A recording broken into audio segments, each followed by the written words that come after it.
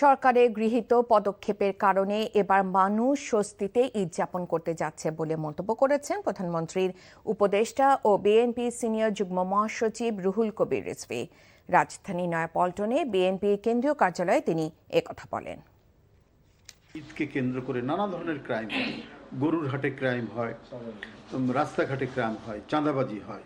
তো সেই ক্ষেত্রে এই যে সজাগ দৃষ্টি রাখা, মানে আইন শৃঙ্খলার প্রতি এবং সেই সমস্ত চাঁদাবাজদেরকে দমন করা এবং নানা যে পদক্ষেপ সরকারের পক্ষ থেকে নেওয়া হচ্ছে, এই সমস্ত কারণেই মানুষের মনে স্বস্তি শান্তি বিরাজ করছে।